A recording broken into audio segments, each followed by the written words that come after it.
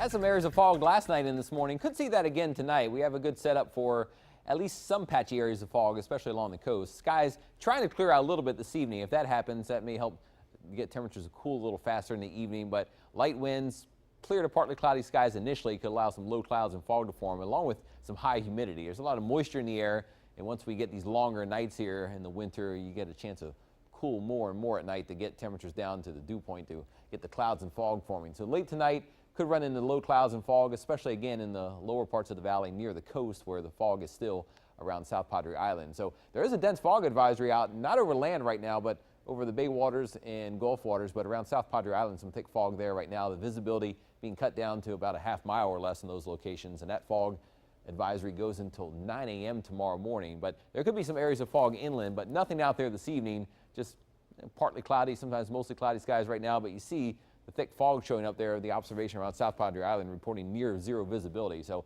the fog is there on some of the waters and will be through tonight and tomorrow. Temperatures warmest in the upper valley, 83 in McAllen and Rio Grande City, 81 in Brownsville, but 76 in Harlingen, only 70 at the island where the temperature has only fluctuated a few degrees all day. Good bit of moisture in the air. That's one reason for the fog at the island. You get this high humidity over top of somewhat cooler water, and you get some of those areas of fog along the coast over the waters. But inland, we have to wait to see if the fog forms late tonight. But the dew points are up. A lot of humidity in the air for this time of year, so it can't cool off a lot. Temperatures may not drop below 70 in some areas tonight.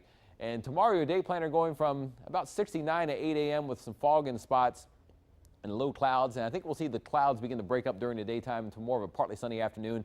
Not much wind tomorrow. Winds probably no more than 10 or 15 miles per hour from the south, but temperature back up in the 80s.